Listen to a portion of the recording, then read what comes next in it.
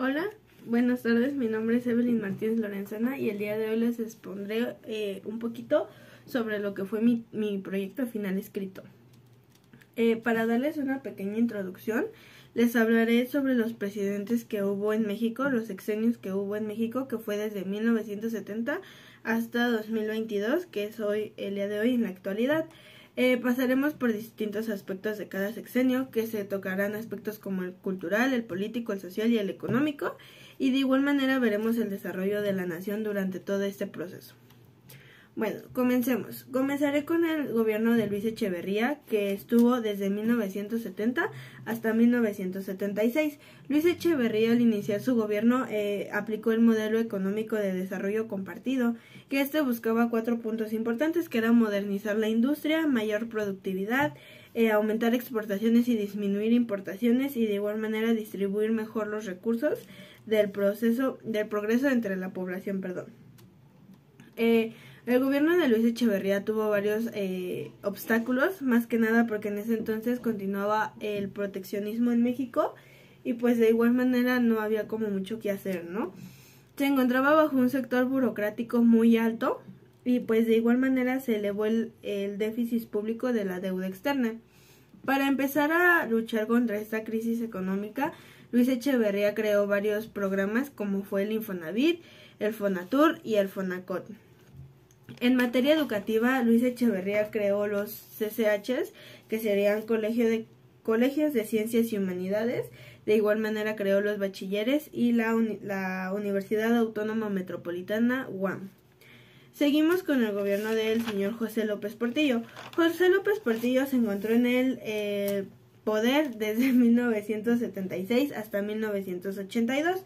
José López Portillo, su acción más importante en México fue la nacionalización de la banca. Esto ayudaría un poco económicamente a la crisis que se traía desde años atrás de Luis Echeverría.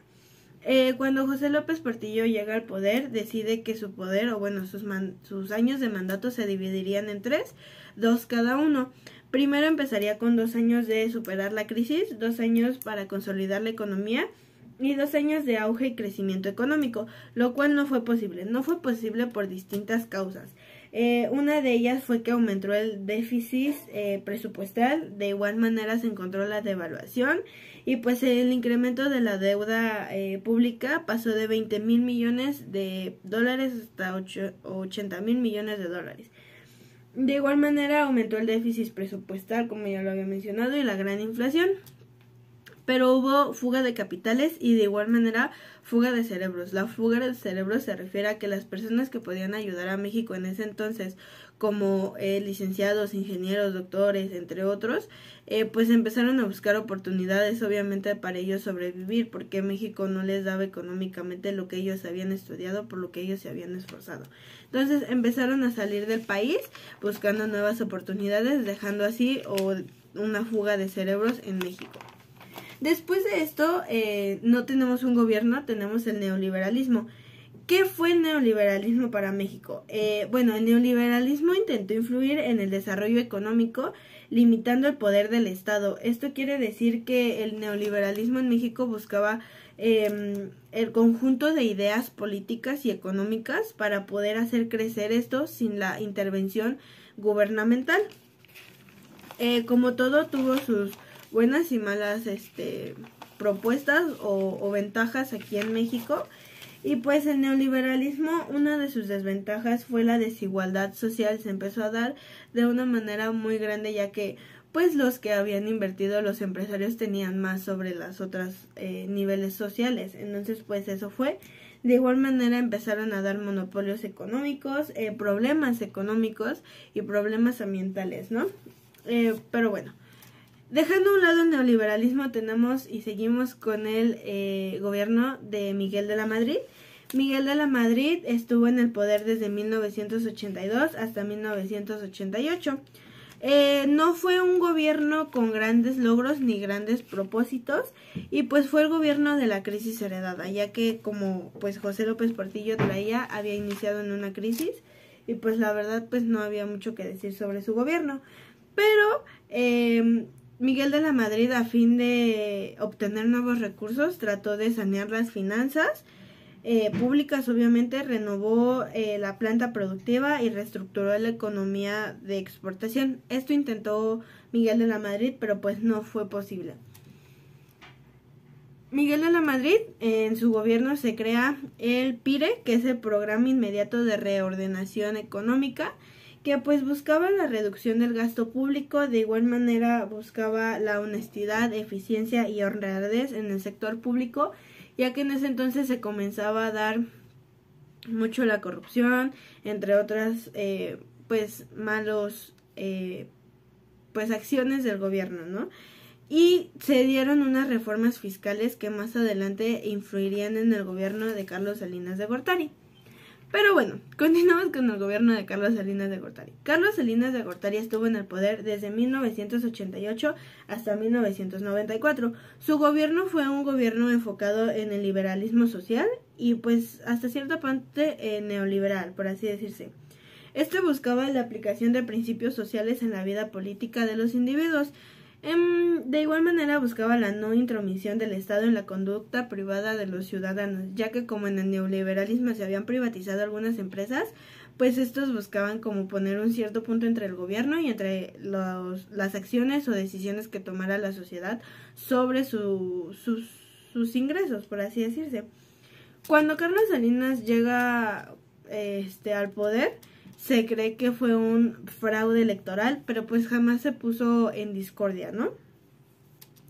Pero bueno, Carlos Salinas de Gortari para la sociedad y cultura creó varios programas, entre ellos estuvo el PRONASOL, que fue el Programa Nacional de Solidaridad. De igual manera se da la reforma educativa y se crea el programa Procampo, que fue programa de apoyo directo al campo, ya que para cuando Carlos Salinas de Gortari iba a salir de su mandato, decidieron hacer una marcha las campesinos e indígenas por las reformas fiscales que se habían llevado anteriormente. Entonces peleaban sus derechos, lo que hizo que Carlos Salinas por urgencia creara este programa. Después tenemos al señor Ernesto Zedillo. Ernesto Zedillo estuvo en el poder más que nada desde 1994 hasta el 2000. Ernesto Zedillo no se puede decir mucho de él, pero dejó de ver lo económico y volvió a ver un poco la sociedad. Él creía que si lograba tener una paz social, iba a poder reestructurar la economía, como se logró en el Milagro Mexicano. Intentó crear varios programas, lo cual no ayudó mucho. Creó el programa Progresa, que pues más que nada fue para poder empezar a, ¿cómo se dice?, a sustituir distintos programas que se habían dado antes y de igual manera poder dar recursos económicos, o bueno, no económicos sino alimentarios y demás a las personas de bajo nivel de la sociedad. Cuando Ernesto Zedillo entra al poder se da el error de diciembre, el 20 de diciembre de 1994, que fue la devaluación del peso mexicano. Entonces pues cuando Ernesto Zedillo entra al poder fue como no muy bueno para su poder en ese entonces. Tenemos la globalización. La globalización fue un punto importante para en ese entonces en México, ya que como todo tuvo sus ventajas y sus desventajas, ¿no? Pero pues la globalización en sí buscaba un progreso económico, tecnológico, político, social, empresarial, cultural a nivel mundial y pues obviamente México se iba a ver incluido en esto. Cuando la globalización se da, se empieza a tener una creciente intercomunicación e interdependencia entre los países.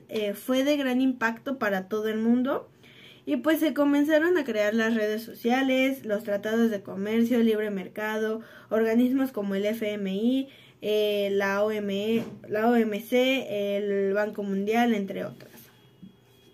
Eso por parte de la globalización.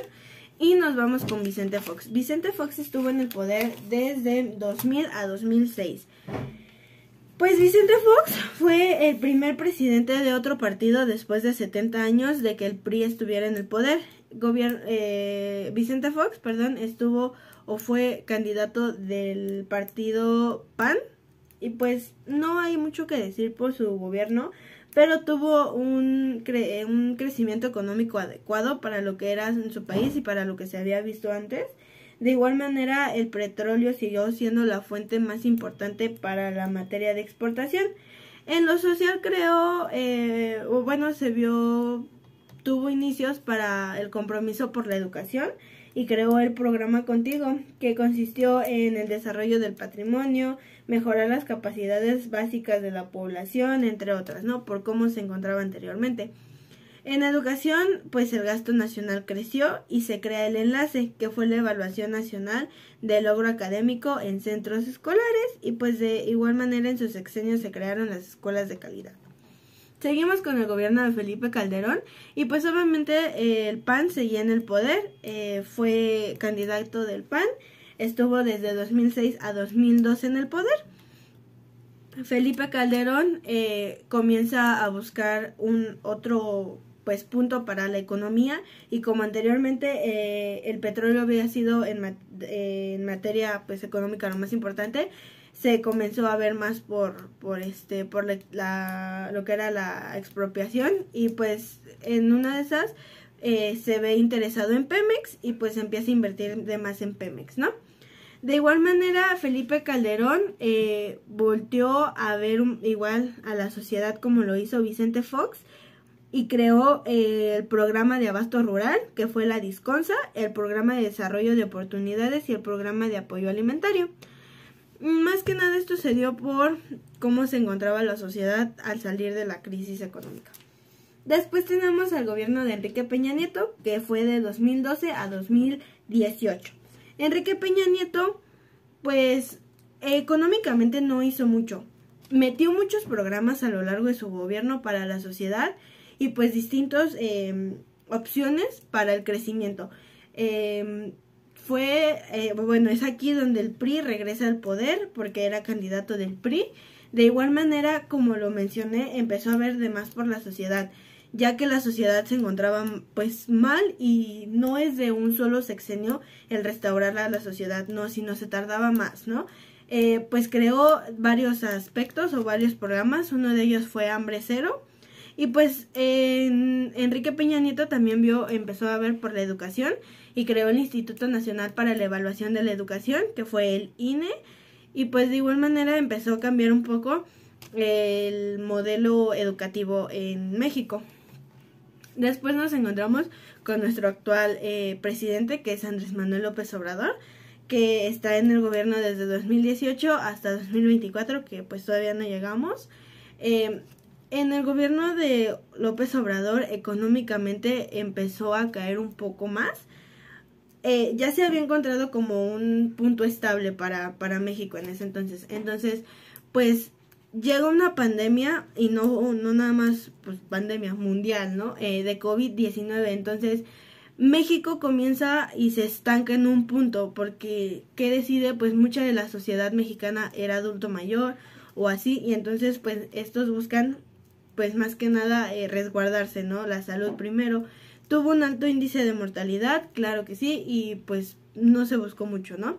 Pero Andrés Manuel López Obrador, de las cosas buenas fue que logró recibir el programa Becas Benito Juárez, que se había metido desde los inicios de Felipe Calderón, y de igual manera empezó a ver por los adultos mayores de México, ya no tanto por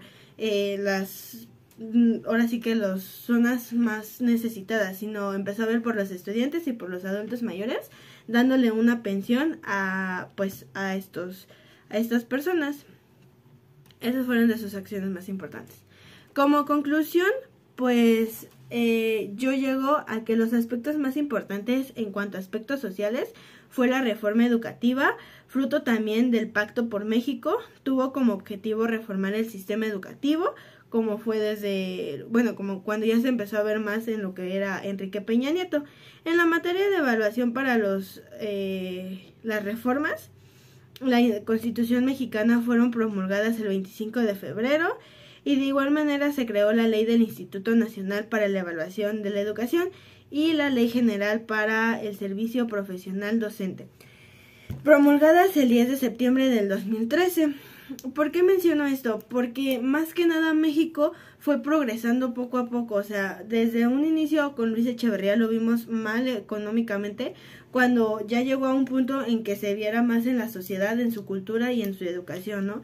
Entonces vamos progresando, dejando a un lado problemas que no son tan importantes, como saliendo de una crisis económica, obviamente se iba a ver por la población, por la sociedad, por la cultura, porque estas se habían perdido. Entonces, pues eso es todo y pues muchas gracias.